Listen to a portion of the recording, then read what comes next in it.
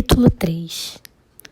Sobre uma das colinas que bordejam o lago, a alguma distância de Gravedona, se estende uma cortina de teixos e de ciprestes. Sua sombra verdejante aparece de longe, misturada de manchas de brilhante brancura. Lajes funerárias, cruzes de madeira ou de pedra, erguem-se entre os verdes ramos. É o Campo Santo, o cemitério. O lugar onde vem solucionar a cadeia infinita das dores humanas. Uma flor brilhante desabrocha entre as tumbas e esparge no ar agradáveis fragrâncias. A luz jorra, os pássaros cantam sobre as pedras sepulcrais. Com efeito, que importa a natureza que tantas esperanças e alegrias aí estejam sepultadas aos olhos humanos? Por isso, não deixaria de seguir os ciclos de suas maravilhosas transformações.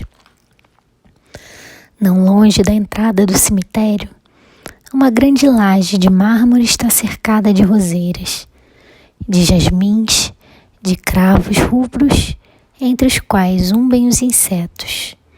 Uma acácia cobre com a sua sombra. Lá dormem embalados pelos ecos longínquos, pelos murmúrios enfraquecidos da vida, os pais de Giovanna, e a sua piedosa mão que mantém essas flores. Várias vezes por semana, ela desce para orar na igreja de Gravedona e de lá, seguida de sua ama de leite, ganha o campo fúnebre, onde moram os despojos dos seus. Lá também repousa o corpo do pai de Maurice, e este, em seu taciturno tédio, gosta de percorrer essas aleias silenciosas, retemperando seu espírito na grande calma da cidade dos mortos. Um dia, os dois jovens aí se encontraram. Giovanna, ajoelhada, a cabeça pendida sobre a tumba de sua mãe, parecia conversar em voz baixa com ela. Via-se seus lábios moverem. Que dizia a morta? Que misteriosa troca de pensamentos se operava entre essas duas almas. Maurice não sabia, mas receando perturbar o seu recolhimento, se mantinha à parte, imóvel, atento. Em se levantando, Giovanna percebe e sua face enrubrece. Mas ele, todo feliz desse reencontro, se aproxima e a cumprimenta. Senhorinha, disse, vejo que o mesmo motivo nos conduz a esse lugar. É doce, não é? Nos revermos próximos daqueles que perdemos.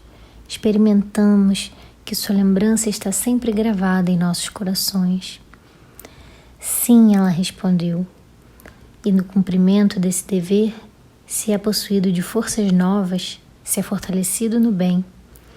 Cada vez que venho aqui, saio mais calma, mais submissa à vontade de Deus. Sente você também isso que experimento próximo dos mortos? Desde que me aproximo da tumba de meu pai, parece que uma comunicação íntima se estabelece entre eu e ele.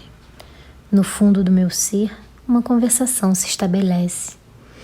Creio escutar sua voz, lhe falo e ele me responde. Mas talvez isso não seja mais que uma ilusão vã, um efeito de nossa emoção? Ela eleva para ele seus olhos que brilham de um fogo profundo e doce. Não, isso não é uma ilusão. Também escuto essas vozes interiores. Tenho aprendido desde muito tempo a compreendê-las. E não é somente aqui que se fazem escutar. Em qualquer lugar que esteja, se chamo pelo pensamento meus queridos invisíveis, eles vêm, me aconselham, me encorajam, guiam meus passos na vida. A tumba não é uma prisão. Todos aos mais podem considerá-la como uma espécie de altar de recordações. Não creio que as almas aí estejam encantadas. As almas dos mortos voltam então para a terra? Pode-se disso duvidar, disse a moça. Como aqueles que nos amaram aqui embaixo se desinteressariam de nós no espaço. Liberadas dos laços da matéria, não estão elas mais livres? A lembrança do passado não as reconduziriam para nós? Sim, certamente retornam. se associam às nossas alegrias, às nossas dores. Se Deus o permitisse, nós os veríamos frequentemente ao nosso lado, regozijando-se com as nossas boas ações, entristecendo-se com as nossas faltas. Todavia, você é uma católica fervente. Ora, o catolicismo não ensina que na morte a alma é julgada e, segundo o decreto divino, eternamente fixada ao lugar do castigo ou da morada dos bem-aventurados? Adoro Deus, obedeço de meu melhor a sua lei, mas esta lei é uma lei de amor e não uma lei de rigor. Deus é muito bom e muito justo para punir eternamente. Conhecendo as fraquezas do homem, como poderia se mostrar tão severo para com ele? Qual será então, segundo você, a sanção do bem e como se consumaria a justiça divina? A alma, deixando a terra, veio descerrar-se o véu material que lhe fazia esquecer sua origem e seus destinos. Compreende então a ordem do mundo, vê o bem reinar acima de tudo. Segundo sua vida tenha sido boa ou má, estéril ou fecunda, conforme ou contrária à lei do progresso. Goza uma paz deliciosa ou sofre um cruel remorso, até que retome a tarefa inacabada. E como é isso? Retornando para esta terra de provas e de dores, trabalhando por seu adiantamento, ajudando suas irmãs na sua marcha comum para Deus. Você pensa, então, que a alma deve cumprir várias existências aqui embaixo? Sim, eu o sinto. Uma existência não pode ser suficiente para nos permitir atingir a perfeição. E como sem isso explicar que as crianças de Deus sejam tão dessemelhantes de caráter, de valor moral, de inteligência? Permita-me espantar que na idade em que tantas jovens são divertidas e risonhas, você seja tão séria, tão reflexiva, tão esclarecida das coisas do alto. É sem dúvida porque tenho vivido mais do que aquelas de quem fala. Creio, como você, que a existência atual não é a primeira que cumprimos, mas porque a lembrança do passado está apagada em nossa memória, porque os barulhos e as ocupações da vida material nos desviam da observação interior de nós mesmos. Muitas reminiscências de minhas vidas, vez por outra, me vêm ao espírito. Creio que muitas pessoas poderiam reconstruir suas existências passadas, analisando seus gostos e sentimentos. A amizade ou a repugnância instintiva que sentimos à primeira vista por certas pessoas não teria fonte nesse obscuro passado? Sim, sem dúvida, mas devemos resistir a esses sentimentos de repugnância. Todos os seres são nossos irmãos e nós lhes devemos a nossa afeição. Assim, esse impulso irresistível que me leva para você desde o primeiro dia que a vi, esta força que não faz senão crescer depois de nosso reencontro na casa de Marta e que me faz procurá-la por toda parte, seria uma prova de que já nos teríamos nos reencontrado e conhecido sobre a terra? A moça sorriu e corou. Querida donzela, continua Maurice em um tom grave e emocionado. Devo lhe dizer, nossos pensamentos se unem em uma concordância singular. Reencontro em você todas as minhas ideias, mas essas ideias confusas em meu espírito crescem e se aclaram, passando por sua boca. A solidão e a reflexão têm feito de você um anjo de bondade e de doçura. A mim, me tinham azedado, tornado indiferente aos sofrimentos humanos. Mas no dia em que a vi, na hora compreendi onde estava o bem, o dever. Minha vida recebeu uma impulsão nova. É a você que eu devo essa revelação. Vendo-a, escutando-a, um véu se descerrou. Um mundo infinito de sonhos, de imagens, de aspirações se mostrou aos meus olhos. Assim, sua presença se tornou uma necessidade para mim, uma alegria profunda. Permita-me esperar que possamos nos rever frequentemente. Um ruído de passos e vozes o impede de continuar, vindo a propósito esconder a perturbação de Giovanna. Um comboio mortuário se aproxima. Uma salmódia lúgubre se prepara no ar.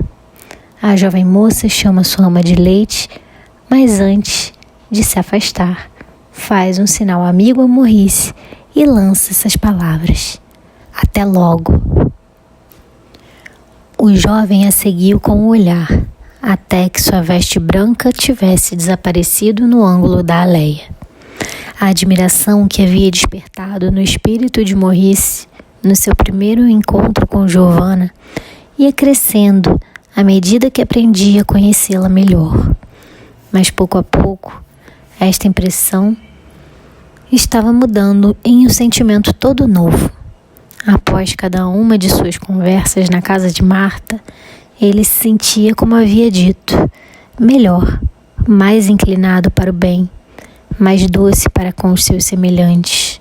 O poder misterioso que radiava em torno da jovem o envolvia, fazia fundir o que tinha de duro, de glacial em sua alma. Uma força atrativa, invencível, o atraía para ela. Uma espécie de embriaguez subia em seu cérebro assim que escutava o som de sua voz. Maurice amava com ardor juvenil, com o entusiasmo de um coração que fala pela primeira vez. Cada dia descobria em Giovanna uma perfeição nova. Todos aqueles que a conheciam, todos esses humildes habitantes do vale que ela havia socorrido, não celebravam suas virtudes? E como, malgrado a sua doçura e sua modéstia, se mostrava superior a todas as moças de sua idade. Maurice havia vivido próximo às moças da grande cidade lombarda. Ele conhecia as alegres meninas do Come, das margens do lago. Em nenhuma parte havia encontrado uma igual. Havia vivido a vaidade, o desejo de brilhar, de reinar entre a maior parte delas. Sem dúvida havia aí sedutoras pessoas, jovens capazes de tornar um esposo feliz. Entre as que havia encontrado, nenhuma possuía esta simplicidade, unida a esse ar nobre e doce, esse não sei o que de sobre-humano, esta chama quase divina que se refletia nos olhos de Giovanna, ganhando os corações, afastando aqueles que dela aproximavam todo pensamento baixo ou impuro. Não era isso uma coisa maravilhosa?